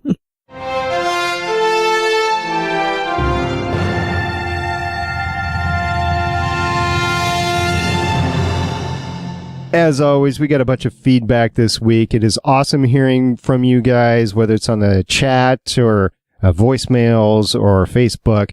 But we did get some tweets this week, and the first was Richard. He tweeted, I didn't even know about this until Richard tweeted. It was the Agent May Pop Funko figure. Did you guys see this? Yes. Oh, I did Yes, not. we talked about this a while ago, I thought. Yeah, but Yes, I don't I think think we we did. actually saw a picture. I thought we linked it. Yeah, I could have sworn we've seen this. In any case, I want it. I need it. Richard obviously has one. It should come So- with like a little nail gun accessory. Oh, that'd be fantastic. Awesome. With a kung fu grip? Yeah, that'd be great. He also tweeted us about the Fantastic Four trailer, which we didn't talk about, but is in the show notes. He says, okay, I'm cautiously optimistic about this now. And yeah, okay. I'm not. Yeah. I think they showed us like the best of the best, and it's just going to be teen angsty. And I'm not, I don't know. I'll wait for the reviews to come in. I don't even know if we're going to podcast about this when it comes out. You better put it on the list so you have to. It's Nope. not Marvel, so they're not going to I tie make the schedule, Haley's. so Here you go. So, well, I mean, let us know if you guys are really interested in this, and we'll bow to the pressure of the masses. Or if not, just tell SP to throw it over to the GonnaGeek cast, and then we can have your yeah, rejects we'll make there. the Legends guys do it. That'd be awesome. I'll tell them that tomorrow. Okay, so I did see the trailers. It's awesome CGI. I won't deny that. It's great, and it looks fantastic. No pun intended, but okay. Yeah, no, I agree with you. I think that they're probably going to put a lot of the best in there, and I do get a feeling that the trailers are leading us down a path that may be slightly different. I'll use that term, slightly different than what the movie will be. Right. I think we experienced that with Terminator Genesis as well. But also moving on. So walk with me here on this story. So Lauren, for those of you who are listening to the podcast, you don't know, Lauren actually live tweets as many Agents of S.H.I.E.L.D. episodes as she can. There's some weeks that she just is not able to, like she's in training for Black Widow or whatever. But this week she was live tweeting last night, and it was great. Haley and I were both doing podcast related activities. So Lauren, thank you very much for taking this. So she's tweeting, and as often happens, people will converse back and forth with us or retweet funny stuff that Lauren says, because she does say a lot of, if you haven't paid attention to Lauren's live tweet, if you're watching the show live on Tuesday, you got to check out her live tweet. So, and let me just interrupt you for a second there. I don't watch it live. However, after I've watched it, I do go back and I look up your tweets because they are so funny. So if you don't watch live, just go back and read after. They're funny. And the real funny ones, or the good ones, people will respond to us, reply, or retweet. And so I'm going to talk about one specific retweet that came in that shocked everybody on the network. Right, Lauren? I'm still kind of in shock over this, honestly. Giddy about it. Ugh. If anybody would have retweeted us on the cast, I am both shocked and not shocked that Clark Gregg retweeted one of your tweets. Yeah, I saw that. And so I'm there and I'm doing my tweeting thing and I see, the alert pops up on the phone. You've been favorited. You've been retweeted, whatever. And I see Clark Gregg's name and you're like, on there. Some fake Clark Gregg retweeted me. Great. And then I look and I'm like, no, I know that account. Oh my God. Oh my God. he made a comment along with it. He put hashtag #FitSmash along with it because I was, as usual, defending my precious little science baby. Yep. So I start flailing. I start texting everybody. I start screaming in my house, but I'm alone, so it's okay. Yeah, it was awesome. And that's not the only thing that happened. And if the night had ended there, we all could die happy. It would still be a good night. And then, so Dishan Lockman, Sierra Jiang, was saying, hey, send us pictures of you watching the episode. So I'm like, sure, I have my phone out. So I have my hamster on my shoulder and I'm drinking my, large drink from Whataburger. So I take a picture. So then I get another reply from Dishan Lockman. And you guys had a little conversation, a little like 4 or 5 tweet conversation going on. It was great. And from that, I could not use my phone for the next 2.5 hours. Because we got so many retweets and favorites, whatever, from both Clark Gregg and Dishan Lockman. It was fantastic. So I just want to shout out to both of those individuals. Thank you very much for making our night. Right now, you know how the Joker in the 1989 Batman movie, froze people's faces into a big smile? Mm-hmm. I'm kind of doing that right now still, just thinking of it. Vicky Van. And now you know what happens when your phone constantly plays the Twitter tweet message over and over and over for 3 hours. Yeah, the sound was off, but I still could use the phone. So, okay, that was great. If you haven't checked out the tweets, just go to our stream, Legends of S.H.I.E.L.D, and you'll see the 2 tweets from Clark Gregg and Dishan Lockman that we're talking about. So after the episode, though, we got a couple of questions from regular at Mr. Pericletes, and he was asking about, so if Gordon's power is based on quantum entanglement, is he transmitting, quote unquote, transmitting himself as data at FTL, faster than light speed, when he teleports? So what do you think, Haley? I think the writers don't know what quantum entanglement is. That's what I think. Timey-wimey, sciencey stuff, right? I don't know. To me, it looks like he's bending some sort of energy fabric of the universe stuff around him, and I don't know. Sciencey. I think it's awesome. Making a little bridge, walking across that bridge. Yes. A rainbow bridge? Yes, a little tiny rainbow bridge. Or it's not so much an entanglement as it is a leap, like a quantum leap of some form. Oh. I need to go back and watch that series. Although it kind of ended unsatisfactory, but it's like, okay. Then we get to see... Hey, that's what fan fiction's for. Oh, fair enough. Yep. And then we get to see him in Enterprise, so he's awesome. Love seeing him around. And Chuck, too. He was the dad in Chuck, right? And NCIS New Orleans. Oh, don't remind me. It was good right up until that point. Now it's like, I don't need to watch Quantum Leap anymore. Do you know that I'm going to tell you this? They're actually all sitting on my DVR because of him. I'm waiting. I'm going to watch them sometime in the summer just because of him. I see. Have fun this summer. While we're podcasting about Daredevil. Okay, so Mr. Pericletes also asked us another sciencey question, so I wanted to throw it in here. Also, thought such entanglement was basically 2 atoms sharing predictable behavior across any distance. How can teleport? Because science! Yeah. No, that is a better description of what quantum entanglement is. It's 2 atoms that were next to each other, when they become separated across distance, still have the same behavior. Like the atoms rotate the same. Or not the atoms, the electrons. That is what quantum entanglement is. There you go. Science. I believe the theory of the writers suck is shaping up here quite nicely. Right. And then finally, Andy Mingna, we pointed it out in the episode description, but in case we didn't, I just wanted to throw it in here. I thought I glanced something interesting in Cal's drawer. Yes, you did. Yep. 3 vials of it. Okay, that was another thing that Clark Gregg favorited. Me pointing out Hyde serum. There you go. Oh, that's awesome. So we have a lot of ways to get a hold of us. Facebook. We have a voicemail line, 844-THE-BUS-1 or 1-844-843-2871. It's a toll-free call. Just leave us a voicemail there. Comment on our YouTube. Give us a rating review on iTunes. 5-star would be great. And we also have email as well. StargatePioneer@GonnaGeek.com will definitely get you here. All right. You guys ready to walk her out for tonight? Yeah, I suppose so. All right.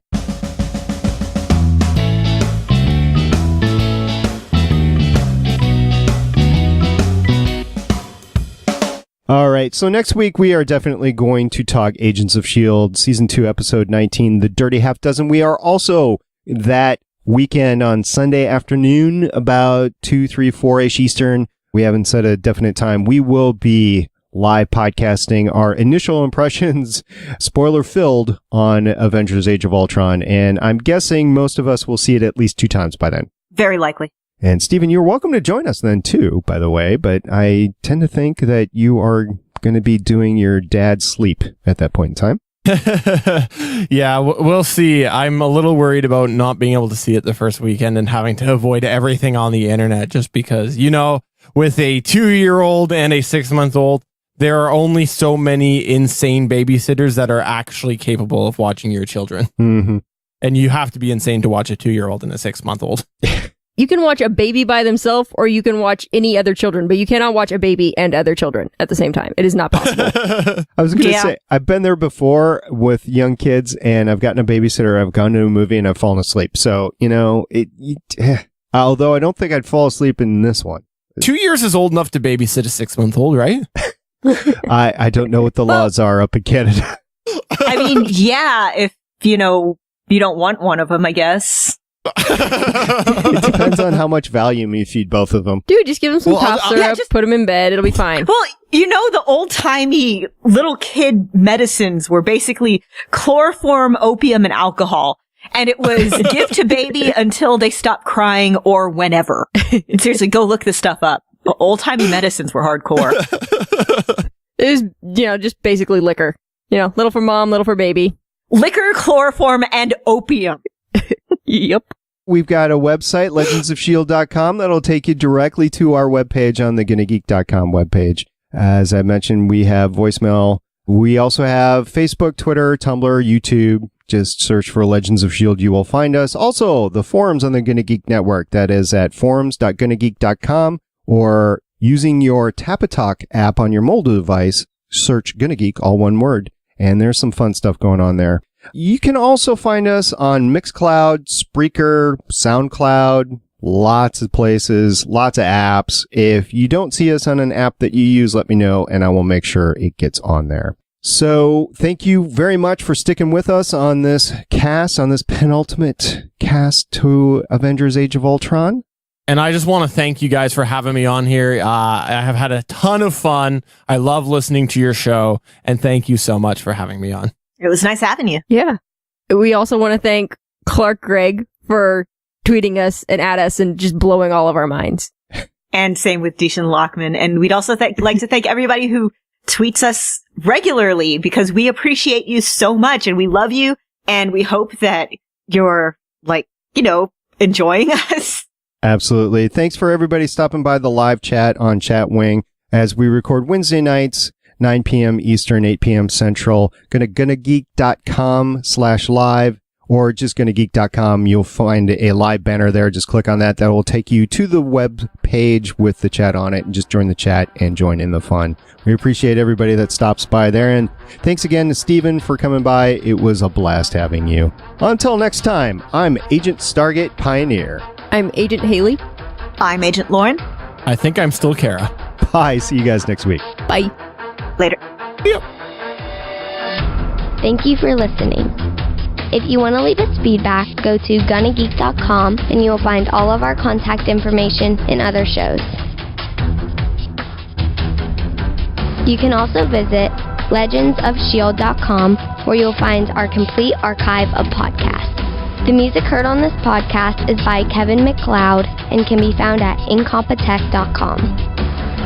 The opinions heard on this podcast are those of the individual host and do not represent Legends, Stream, or GonnaGeek. Agents of S.H.I.E.L.D. is the property of the Disney Corporation. No infringement is intended.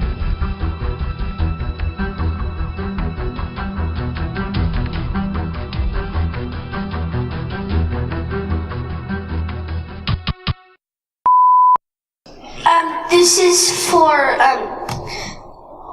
Sean. You're Ethan. Yes. Hi. Oh. The kid's like, yes. Yeah, I met you earlier. What was your favorite part of the Lego movie? Oh my goodness. My favorite part of the Lego movie was seeing my good friend Chris Pratt succeed so well and do such a great job. Bam! Nice. Thanks, Bring me buddy. back. Go. The most appropriate way possible for the children. If your choices were Gamora, Nebula, or Yondu, who would you marry, copulate, or kill?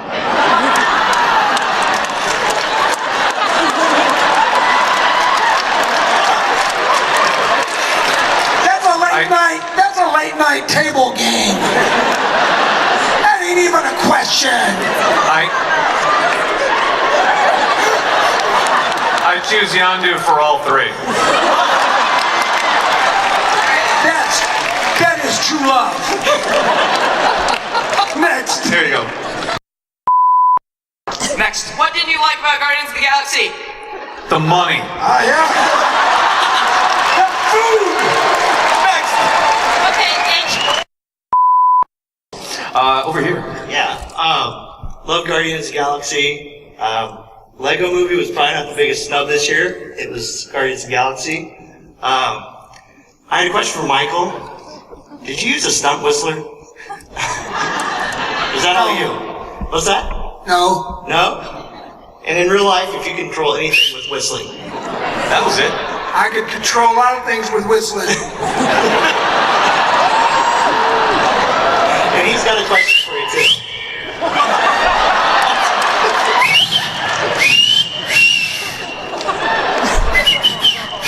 Children, Rooker. Children. Thank you.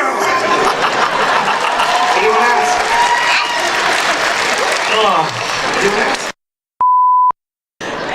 Thank you. I'm sorry, I had two. Oh, you have two? Yeah. You only get one. No, just kidding. Go ahead.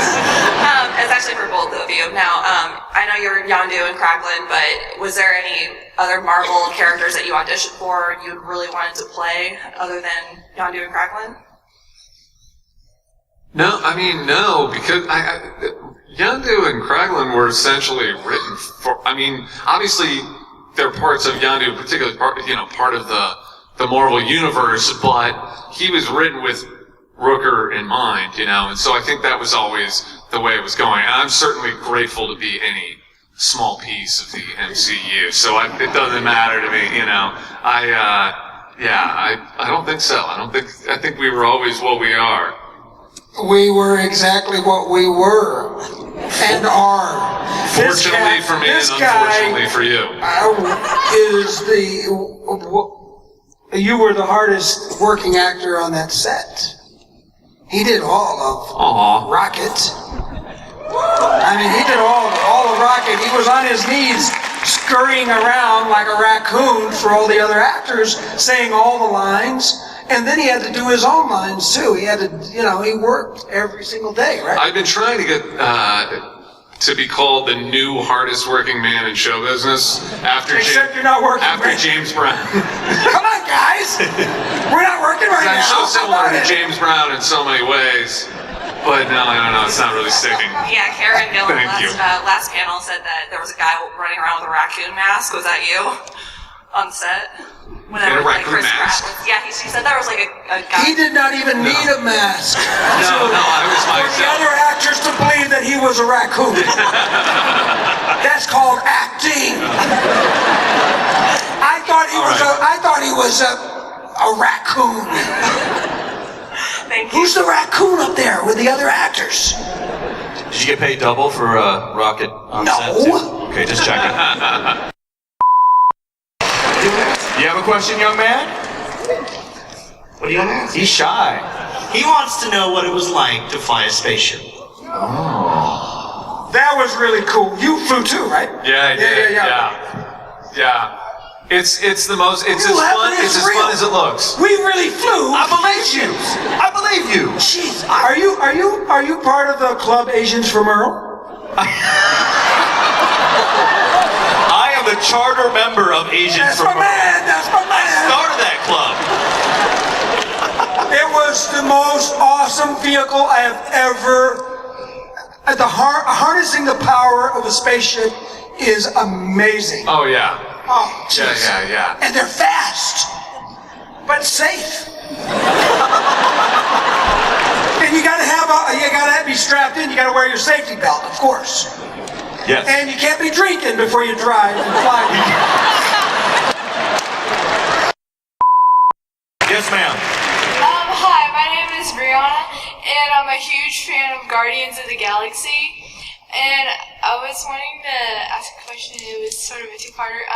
Has there ever been a scene where you have to be serious, but you just couldn't be serious? Almost every scene that I've ever done.